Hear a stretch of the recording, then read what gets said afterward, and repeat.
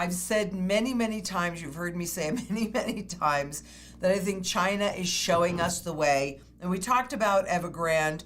They've got 2 interest payments that come due on Thursday. We'll see what happens. But if they do not get bailed out, then I think you can expect to see more like a domino effect going through the Chinese banks and then the global banks. Because again, we are all incestuously interconnected.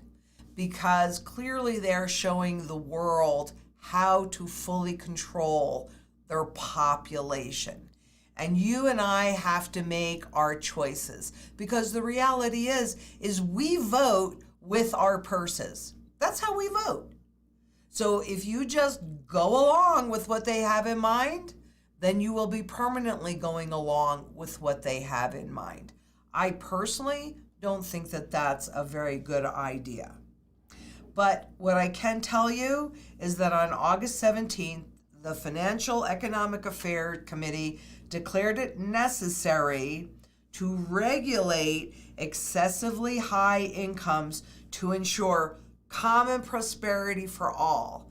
Though the thing is that there will just be a handful of people that is actually controlling that common prosperity.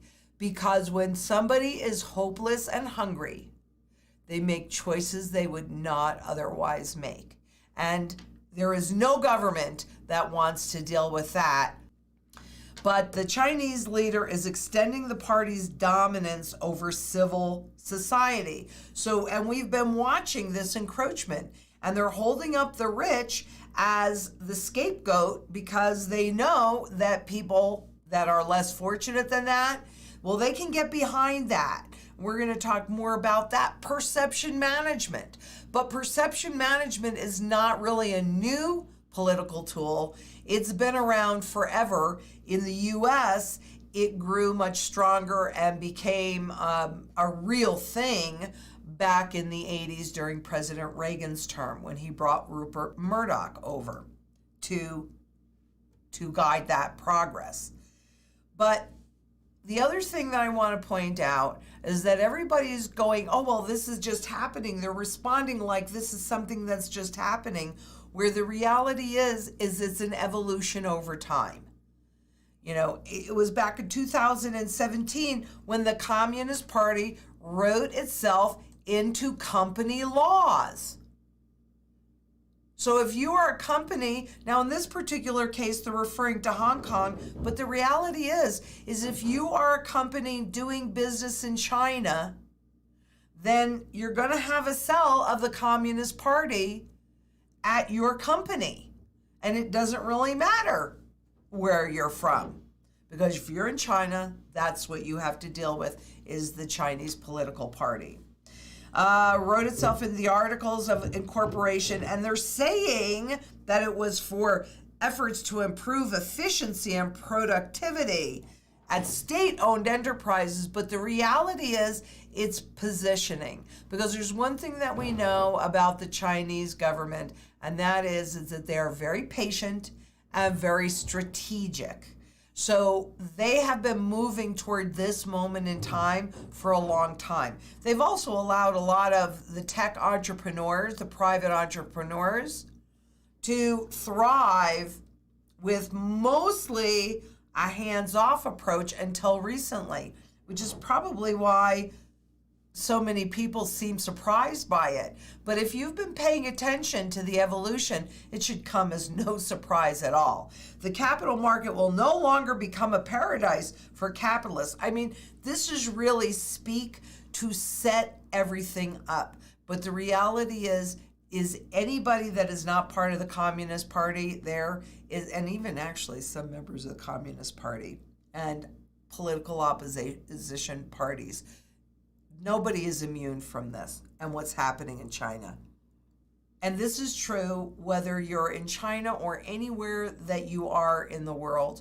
Governments, when private enterprises are developing and being innovative and developing new products, if it supports what the vision of the government has, then they take a hands-off approach and they allow that innovation. And what else are they saying? This crackdown on business could go on for years and years. This is not over. This is just the beginning, but it's an evolution that has been happening for many, many, many years.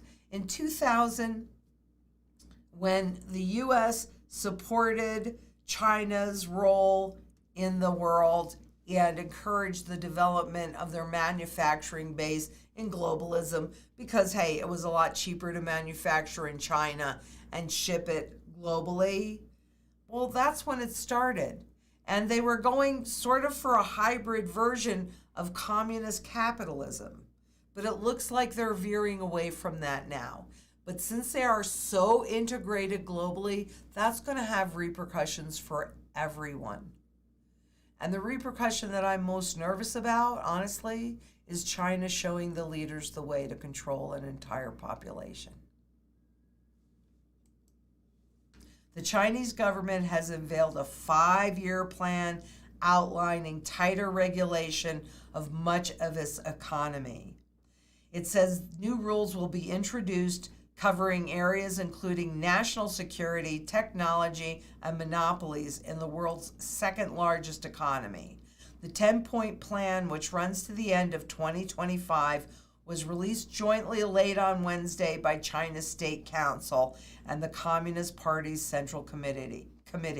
It said laws will be strengthened for important fields such as science and technological innovation, culture, and education.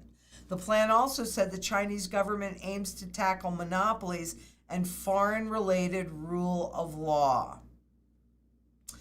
Regulations relating to China's digital economy, including internet finance, artificial intelligence, big data, cloud computing, etc., will also be reviewed. They will be controlling everything, and I think this is the direction that many governments are moving toward. So, what does that mean for you and for me? Why should we even care about this? Because it's your loss of freedom, it's your loss of control, it's your loss of choice. And things are speeding up. And if you don't make choices to protect yourself now, I can't tell you when you're going to lose those choices, but I can tell you, you will lose those choices. And as we know, the Bank for International Settlement says, gold held in your home runs no political risk. I don't want this political risk. Do you?